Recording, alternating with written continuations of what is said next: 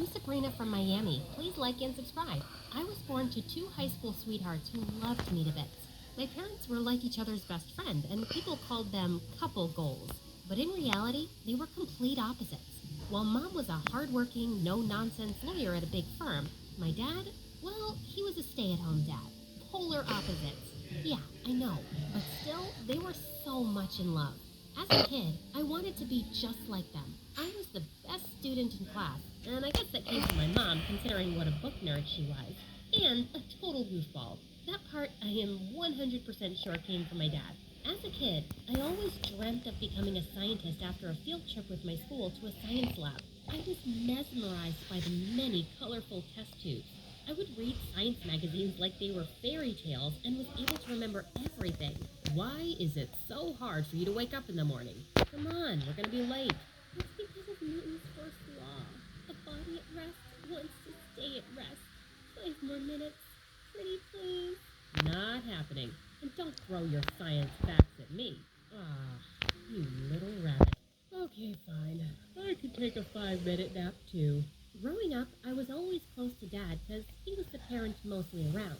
One time, Dad took me to the water park and I was having so much fun. When I went for the water slide, I spotted a girl crying and instantly recognized her. It was Gemma from my school. Even though we were in different sections, I had often seen her. Hey, what happened? Are you hurt? No, my mom. She wants me to go down the slide. But look at it. It's so scary. It's dark. I'm scared. This one, it's for babies. Come on, I'll be right behind you. The trick is to close your eyes and enjoy. Ready? Okay, ready. Saying that, I pushed her and then followed her. When we came out on the other side, the look on the girl's face had changed. OMG! It was perfect! Let's do it again! Yay! We had a blast, but our fun was cut short when we heard some people scream and run out of the pool. I turned around and what I saw made me want to hide my face from the world forever. Dad was in the middle of the pool while the water around him was turning blue and all the kids were running out of it. No, no, no, no. That's your dad, right? I'm not with him. Yeah, I'd say the same thing if my dad did that. You see, my dad was adorable, but he could be pretty annoying at times. I guess that was the reason why Mom was always saying that she had to raise 2 kids instead of 1. Well, Gemma and I became pretty good friends, and the fact that she kept the whole pool thing a secret made me like her even more. While I was happy to finally have an awesome friend, things at home were going south.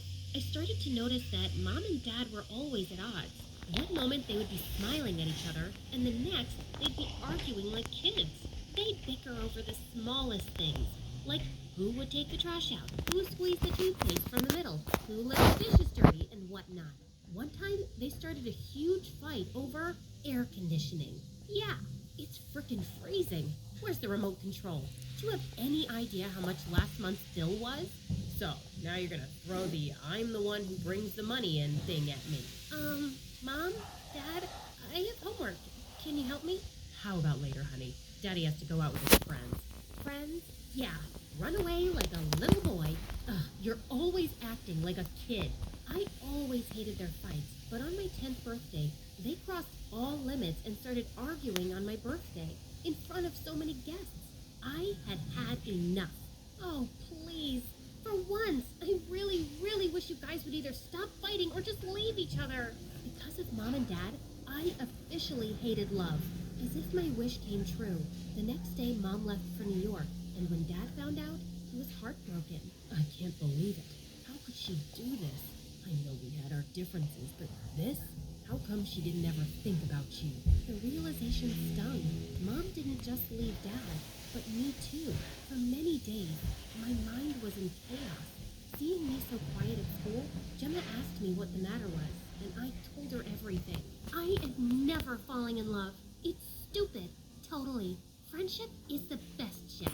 With Gemma by my side, I felt like things would be alright. But boy, was I wrong. With Mom gone, Dad was out of control. It was like his life's mission to embarrass me. One time when I had participated in a debate competition, Mom was a no-show, and I knew the reason. As for Dad, he was in the audience, all excited for me, dressed up like a cheerleader, carrying a huge sign. Oh my God, I might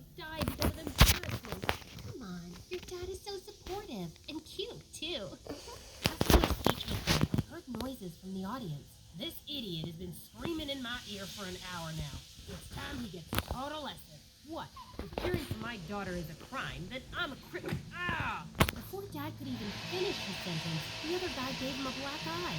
I so hated that my dad got his butt kicked the same day I got an award for the best debate, but he was always acting like a kid on a sugar rush. Once we got home, I was so angry at Dad that I locked myself in my room, even though Dad apologized many times. When I finally came out, Dad was relieved. Honey, I am so sorry. I just wanted to make you laugh. Happy. I thought if I acted like a friend, we'd be... Wait, but why a friend? I want you to be my dad. I can have many friends, but only one dad. I guess my words struck a chord, because after that day, I saw how slowly Dad was becoming more responsible. He was managing the house and even started a small business from home, which was going well. He even started to help me with homework, and when I had a science fair at school, he worked with me and we made the best project. On the day of the fair, I stood proud with my project and Gemma was with me. Everything was going fine until I spotted Phoenix, the school's outcast. In grade 1, poor Phoenix had vomited all over a girl, and since then, everyone called him Puke Boy behind his back. For some reason, Phoenix was always smiling at me, and Gemma would often tease me by saying the guy had a crush on me. He looks perfect, just like you. You're in the way. Phoenix, can you maybe move aside with your snacks? Right when Phoenix turned, someone shoved him hard. The jerks from the basketball team were here, and Phoenix happened to be their favorite target. Puke Boy fell on his food. Again. Oh, are those tears in your eyes? Hey, want a hand? Nah. Instead of helping Phoenix up, they shoved him back and started laughing. I couldn't just stand there and watch the poor guy suffer, so I gave him a napkin. What are you doing? Are you alright? Whoa, we got something going on here. Sabrina and Phoenix sitting on a tree. Kissin.